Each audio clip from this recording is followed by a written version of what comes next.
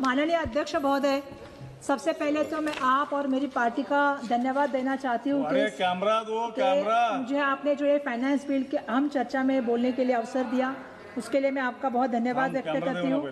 माननीय वित्त मंत्री महोदय ने जो है वो 9 बार बजट को पेश किया है, 9 बार विधेयक भी पेश किया है, वो अपने आप में एक रिकॉर्ड है। आज हम देख रहे हैं कि डॉलर के मुकाबले जिस तरह रुपया गिरावट हो रहा है तेजी से, वो भी अपने आप में एक जो है वो रिकॉर्ड बन गया है। मुझे आपसे ये भी कहना है कि डॉक्टर मनमोहन सिंह जी के कार्यकाल में रुपये की कीमत क्या थी, गैस की कीमत क्या थी, और आज रुपए की और गैस की कीमत क्या हो गई है, इसके ऊपर भी हमें आने वाले दिनों में कहीं ना कहीं बात करनी होगी। आज रुपया कितने रुपए का हो गया है? आज रुपया जो है 94 रुपये प्रति डॉलर हो चुका है। और जब मैं एक आम नागरिक और एक जनप्रतिनिधि के नाते इसको देखती हूँ तो मुझे बहुत दुख होता है। दुख इसलिए होता है कि ये कैसी सरकार है जो हर संकट में समाधान नहीं, लोगों को जो है वो कतार में लाइन में खड़ा कर देती है। चाहे वो नोटबंदी हो, चाहे वो कोरोना हो या गैस की किल्लत, हमने देखा है कि लोग जो है आज भी लाइन में खड़े हैं। 15-15, 20-20 दिनों से होटल बंद है। और अपनी शर्मनाक बात सबसे बड़ी यह है कि नाकामयाबी को जो है वो उपलब्धि में बताने का काम ये सरकार के माध्यम से होता है। सम्मानीय अध्यक्ष महोदय, मैं हर बजट में हर किसी का भाषण सुनती हूँ और इस भाषण में मैंने 2-3 चीजें नोट की हैं। सत्ताधारी पक्ष की एक ही जो है सांसदों की भाषण में एक बात बहुत कॉमन होती है और 3 बातें रटी रटाई होती है, जिसका में से एक पहली बात यह होती है कि फास्टेस्ट ग्रोइंग इकोनॉमी, विकसित भारत दूसरी, और तीसरी दुनिया की सबसे बड़ी अर्थव्यवस्था बनने जा रहे हैं। ये जब बड़े बड़े दावे हम सुनते हैं तो मुझे एक मराठी की मशहूर कहावत याद आती है, दिसतं तसं नसतं म्हणून जग फसतं। ज्या तऱ्हेने हम देखते हैं जो दिखता है वो वैसा होता नहीं है, इसलिए दुनिया। वर्षा गायकवाड़ जी, 1 मिनट। मैं आपके साथ जो बैठे हुए हैं उन माननीय अपने सभी सदस्यों से आग्रह करूंगा कि कृपया जो कैब के माध्यम से आप एक डिस्प्ले कर रहे हैं वो आप उतार दें, कृपया आप लेकर। नहीं, आप सबसे आग्रह कर रहा हूँ। मुझे लगता है कि हम सब लोगों ने अभी स्पीकर साहब के सामने इस सदन की एक मर्यादा को, परंपरा को, या प्लीज, बहुत धन्यवाद। दरबार साहब, बहुत बहुत धन्यवाद आप सबको। सम्मानीय अध्यक्ष महोदय, यही इस सरकार का असली चरित्र है। ये ट्रिलियन इकोनॉमी की बात करते हैं, बड़े पोस्टर लगाते हैं, लेकिन कागजों पे और जमीन पे अगर हकीकत आप देखेंगे तो आपको बहुत अलग दिखाई देगी। आज जो देश का अन्नदाता किसान है वो कर्जे से हार कर आत्महत्या कर रहा है। हम देख रहे हैं कि युवाओं को बेरोजगारी का सामना करना पड़ रहा है। हम महाराष्ट्र की बात करेंगे तो हमने एप्स्टीन फाइल के बाद कल एक नासिक में देखा कि जो वहाँ के अशोक खरात है, उन्होंने एक बड़ा सेक्स स्कैंडल किया है और महिलाओं को जिस तरह से लैंगिक और जो उनका आर्थिक शोषण किया है, तो ये भी हमें कहीं ना कहीं बता रहा है कि जिस तरह महिलाएं जो इस सदन के सदस्य नहीं, उन पे इस तरह के आरोप आप नहीं लगा सकती। नहीं, मैंने महाराष्ट्र की बात कही सर। नहीं, अगर बोलने दीजिए आप सर, मुझे बोलने दीजिए। अरेस्ट किया उसको, अरेस्ट कर दिया सर। ऐसा है कि बीजेपी के आपके नेता लोग हैं उसमें। सर सबसे बड़ी बात यह है कि जिस तरह से बैठे मत बोलिए सर, जिस तरह से आज चाहे आज आपको पता है कि पेट्रोल डीजल की बात हो, गैस की बात हो, कमर तोड़ महंगाई की बात हो, टैक्स की बात हो, भ्रष्टाचार की बात हो, ये त्रासदी आम आदमी को सहनी पड़ रही है। अध्यक्ष महोदय, आज लोग महंगाई से जब त्रस्त है तो हम हमेशा देखते हैं कि भाजपा की जो लोग हैं, जो सरकार के लोग हैं, हमेशा भूतकाल की बात करते हैं, भविष्यकाल की बात करते हैं। भूतकाल की बात आती है तो पंडित जवाहरलाल नेहरू जी के पास लेके जाते हैं, भविष्य की बात आती है तो 2037 की बात करते हैं। 2037 में का एक विकसित भारत का हमें झुंझुना दे के रखा है और कहते हैं कि 2037 में हम आपको 47 में कहते हैं कि जो है वो हम जो है आपको विकसित भारत देंगे। जब आज पेट में आग लगी है तो 47 में मैं पूछना चाहती हूँ, दावत दे के क्या फायदा है? सम्मानीय अध्यक्ष महोदय, सबसे बड़ी बात है कि अपनी नाकामयाबी को छुपाने के लिए अलग अलग हथियार का इस्तेमाल करते हैं। ED, CBI, income tax, media तो सब कुछ है। अभी एक नया एजेंडा तय हुआ है, बॉलीवुड के माध्यम से अपना एजेंडा चल रहा है। हम देख रहे हैं कि पहले तो स्क्रिप्ट जो राइटिंग होती थी वो फिल्मों की किसी और से होती थी, लेकिन आजकल जो स्क्रिप्ट डायरेक्टर होता है या राइटिंग होती है वो भाजपा के मुख्यालय से आती है। कि ये भी हमारे सामने सवाल हो गया है। चुनाव में हम देखते हैं कि जब भी चुनाव आता है तो हम देखते हैं कि असली मुद्दों से ध्यान भटकाने के लिए कई पिक्चरें आ जाती हैं।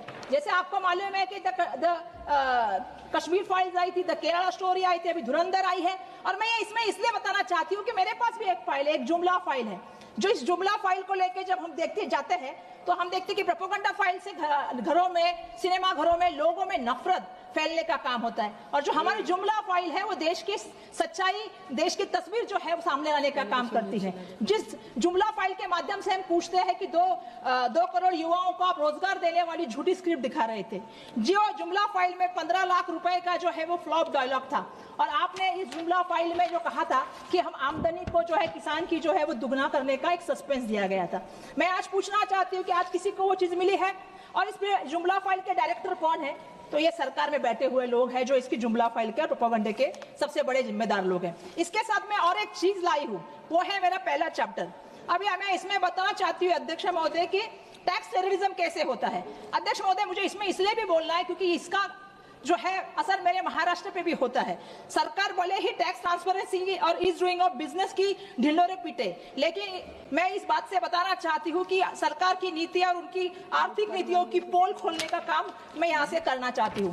सरकार महोदय जो है, मैं बताना चाहती हूँ महोदय, सरकार जो है आंकड़े बताती है कि देश के कुल बकाया direct tax demand 47.42 lakh crore रुपए है। लेकिन चौंकाने वाली बात यह है कि महोदय इसमें से 36.26 लाख करोड़ रुपए यानी 76% का से ज्यादा हिस्सा अधिकतर तौर पे जो है वसूल ना करने के योग्य मान लिया गया है। और जो इनके सबसे बड़े मास्टर स्ट्रोक की बात करते हैं जीएसटी की, 2022-23 के अब तक विभाग की जीएसटी की चोरी के जो मामले हैं वो 1,02,771 पकड़े गए हैं। और इसमें जो है 6,86,000 करोड़ रुपए की जो है सबसे ज्यादा घोटाला हुआ है। सबसे बड़ा घोटाला फेक इनपुट टैक्स क्रेडिट और छुप के आने वाली सप्लाई में चल रहा है। मैं इसमें यह भी कहना चाहती हूँ कि लगभग आप देखेंगे कि 57,593 मामलों में से 7.73 लाख करोड़ रुपए का जो है ज्यादा जो है इसका चूना लगाने का काम हुआ है। एक तरफ ये सरकार कहती है हम फुल प्रूफ काम करते हैं, पारदर्शक सिस्टम लाने का काम करते हैं, एक तरफ ये सरकार रात दिन कहती है हम डिजिटल इंडिया की बात करते हैं, और दूसरी तरफ सुरक्षा की जीरो गारंटी देते हैं। एक तरफ हम देखते हैं कि भारत की इनकम टैक्स की ई फिलिंग पोर्टल में एक भयंकर खामी पकड़ी गई और जिसमें हमारे लाखों करदाता के बेहद संवेदनशील निजी और वित्तीय डेटा को खतरे में डाला गया। मैं इसका जो है टैक्स टेररिज्म का सबसे बड़ा जो स्केल बताना चाहती हूँ।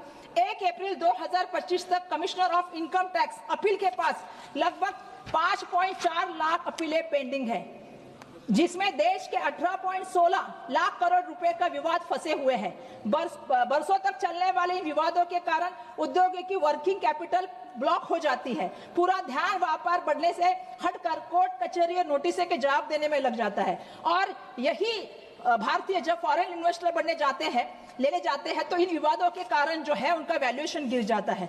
आज मैं ये बताना चाहती हूँ कि हमारे नेता आदरणीय राहुल गांधी जी ने बिल्कुल सही कहा था, ये जीएसटी नहीं है, गब्बर सिंह टैक्स है और इससे गरीब शोषण टैक्स भी कहा जा सकता है। ये गब्बर सिंह टैक्स जो है अर्थव्यवस्था की रीढ़ कहने वाली एमएसएमई को जो है कमर तोड़ देता है। मेरी राज्य की भी बहुत सारे एमएसएमई जो है सम्माननीय अध्यक्ष महोदय इससे बंद हो गए हैं। पूरे देश भर में 24-25 में लगभग 29,447 एमएसएमई जो है वो हमेशा के लिए बंद हो गई है। मेरे महाराष्ट्र में 9,702, तमिलनाडु में 4,900, गुजरात में 3,534, राजस्थान में 3,274, कर्नाटक में 2,188 उद्योग तबाह हो गए हैं। इस टैक्स टेररिज्म का सबसे बड़ा क्रूर शिकार अगर कोई इस देश का है जो ग्रोथ इंजन है वो मेरा महाराष्ट्र हो रहा है, ये मुझे यहाँ से कहना है। केंद्र सरकार के लिए महाराष्ट्र सिर्फ एक एटीएम मशीन बन के रह रहा है, ये मुझे यहाँ से कहना होगा। आंकड़े गवाह है महोदय, 2020-21 से लेके 24-25 तक देश के टोटल रेवेन्यू में अकेले महाराष्ट्र का योगदान 36.1% किया है अध्यक्ष महोदय। लेकिन जब टैक्स रिवोल्यूशन की बात आती है, बंटवारे की बात आती है, तो हमें मात्र 6.65% दिया जाता है। अब तो वो गिरा के हमको केवल अध्यक्ष महोदय 6.441 तक रह गया है। मतलब जब हमारा राज्य 100 रुपया कमाकर आपको दे रहा है तो आप हमको 7 रुपया भी नहीं दे सकते। क्या यही है आपका कॉर्पोरेट फेडरलिज्म? आज महोदय मैं यहाँ से आपसे कहना चाहती हूँ, अगर आप अपनी राज्य सरकार की जो पहचाना चाहते हैं, आज ऐसी परिस्थितियां हो गई है कि आपकी अपनी राज्य सरकार इस नाइंसाफी के खिलाफ फाइनेंस कमीशन के सामने मेमोरेंडम देने के लिए मजबूर हो गई है। तो हमारी आज यहाँ से स्पष्ट मांग है, राज्यों का वर्टिकल डिवोल्यूशन 41% से बढ़ाकर 50% करना चाहिए। और मेरा यह कहना है, केंद्र सरकार जो शेष और सरपर चार्जेस के नाम पे बैकडोर वसूल करती है, उसको भी मुझे कहना है कि उसमें से 1 रुपया भी राज्यों को नहीं मिलता है। तो इसलिए मेरा पुरजोर मांग है कि केंद्र सरकार के सभी शेष, सरपर charges and non taxes revenue को तुरंत डिविजिबल पोल में जो है शामिल किया जाए। और महाराष्ट्र का हक मार के आप विकसित भारत नहीं बना सकते। तो हमारी बात आपको सुननी होगी, हमें हमारा हक वापस मिलना चाहिए, हमें हमारा पैसा वापस मिलना चाहिए, ये मैं यहाँ से कहना चाहती हूँ। दूसरा, मैं आपके सामने महत्वपूर्ण चीज जो है वो दलित, आदिवासी, अल्पसंख्यक और महिलाओं के साथ किस तरह से महाधोखा हो रहा है और सबसे बड़ा क्या काला अध्याय है, ये मैं रखना चाहती हूँ। दलित, आदिवासी और अल्पसंख्यक के साथ धोखा, बड़े बड़े होल्डिंग्स लग जाते हैं, प्रचार किया जाता है कि इस बजट में अनुसूचित जाति के लिए 1.96 मतलब 1,96,96 लाख करोड़ रुपया जो है रखा गया है और जनजातियों के लिए 1.41 लाख करोड़ रुपया का आवंटन किया गया है। अगर आप देखेंगे अध्यक्ष महोदय, तो एससी की आबादी की योजना के लिए जो पैसा बता रहे हैं कि 1.96 जो है लाख करोड़, ये अगर देखेंगे तो 3.67% है। जबकि 2000 की जनगणना में देखेंगे तो हमारी जनगणना 16.16 के हिसाब से ये बहुत ही कम देने का काम हुआ है। लेकिन जब हम इसका फाइन प्रिंट पढ़ते हैं तो हकीकत हमारे सामने और भी आती है। असल में एससी के लिए सिर्फ जो है 75,077 करोड़ रुपया जो है देने का काम हुआ है और एसटी के लिए जो है 62,093 करोड़ रुपया की अलग एक सेट साइड रखने का काम किया गया है। ये बजट का आवंटन नहीं है अध्यक्ष महोदय, ये हमारे हकों को मारने का बड़ा षड्यंत्र है, ऐसा मेरा कहना है। मैं आपसे कहना चाहती हूँ, 22-23 की बात करते हैं, कितना बजट हमें दिया? हमें जो है 1.59 लाख करोड़ दिया। खर्चा कितना हुआ? 1.33 लाख करोड़ का खर्चा हुआ। 24 बजट में आपको कितना बजट दिया? 1.65 लाख करोड़ का बजट दिया। खर्चा कितना हुआ? 1.2 लाख करोड़ का खर्चा हुआ। आज जनवरी 2026 की बात करती हूँ, हमें बजट मिला है 1.96 लाख करोड़। अब खर्चा इतना हुआ है 91,937 करोड़। मैं ये इसलिए कहना चाहती हूँ कि इस बजट का 54.51% ही इसका खर्चा हुआ है। एक तो हमारा बजट हमें पूरा मिलता नहीं, जो हमारा बजट मिलता है वो खर्चा होता नहीं। तो मैं ये सबसे सवाल पूछना चाहती हूँ कि इसके लिए भी क्या प्रावधान आने वाले दिनों में होना चाहिए। ओवरसीज में बच्चे जो हमारे पढ़ने के लिए गए हैं, उनका बजट कम करके जो 125 करोड़ दिया गया, उसके कारण 40 बच्चों को स्कॉलरशिप नहीं मिल पाई। सबसे बुरा अगर सलूक किसी के साथ हो रहा है तो अल्पसंख्यक के साथ हो रहा है इस सरकार में, और जैसे उनको बाइकआउट ही कर दिया है। सम्माननीय अध्यक्ष महोदय, मैं आपको बताना चाहता हूँ, खुद गृह मंत्रालय के आंकड़े बताते हैं 2022-23 में अल्पसंख्यक कार्य मंत्रालय का आवंटन जो 2,612 करोड़ का था, लेकिन खर्च सिर्फ 837 करोड़ का किया गया। 23-24 का जो उनका बजट था अल्पसंख्यक विभाग का, वो 2,608 करोड़ का था। उसमें से मात्र 1,032 करोड़ को खर्चा किया गया। ये क्यों कर रहे हैं आप लोग, मुझे समझ में ही नहीं आ रहा है। जिस तरह से ये राज्य में सिर्फ बजट ही नहीं, आप देख रहे हैं एक तरफ बजट कम हो रहा है, अत्याचार बढ़ते जा रहे हैं।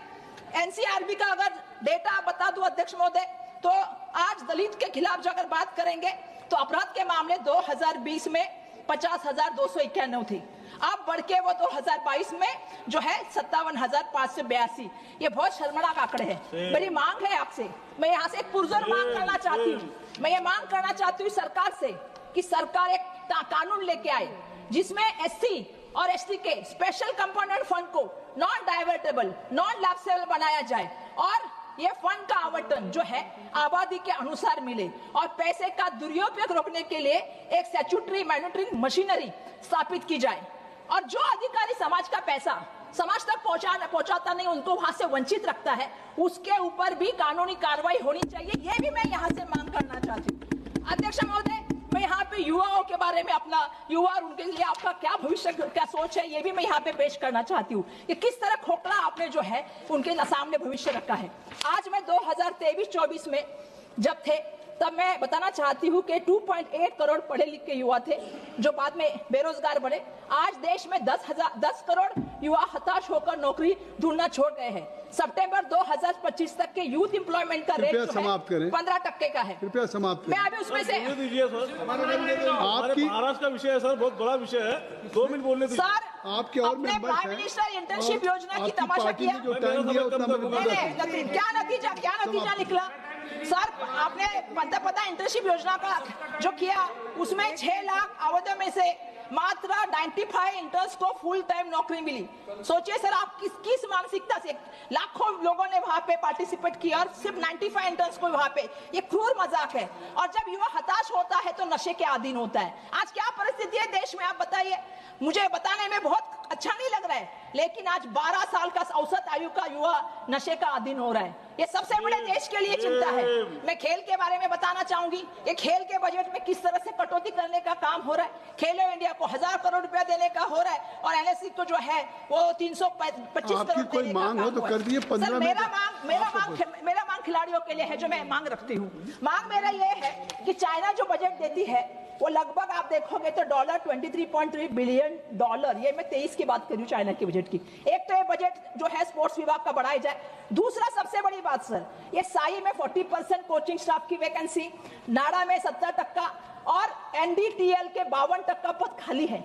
जब हमारी कोच ही नहीं रहेंगे, जब हमारी यंत्रणाएं नहीं रहेगी सर, तो हमारे स्पोर्ट्समैन कैसे पैदा होंगे जो ओलंपिक में जाके कल अपने लिए मेडल लेके आए। सर सबसे बड़ी बात है कि शिक्षा के लिए मैं चाहती हूँ कि शिक्षा का जीडीपी बढ़कर 2.9 जो गिर के हुआ है उसको जो है हमें बढ़ के 6 करना चाहिए। आज दक्षिण अफ्रीका, ब्राजील समाप्त करें जो है वो इसमें जो है वो करने का काम। समाप्त।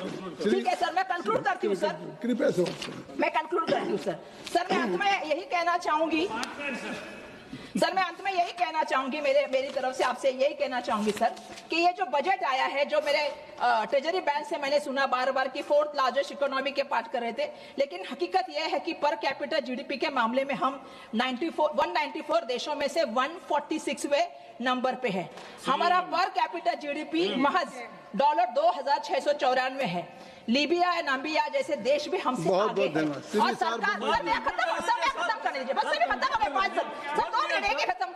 सरकार ने 53 लाख करोड़ का बजट पेश किया है, लेकिन इसमें से 14 लाख करोड़ जो है वो पुराने कर्जों का ब्याज देना है, जो 40% है, जो पुराने कर्जों का ब्याज देना है। और 140 करोड़ की इस आबादी के देश में एक आदमी के हिस्से में 28,000 रुपए भी नहीं आ रहे हैं। तो ये पूरा माया जाल है।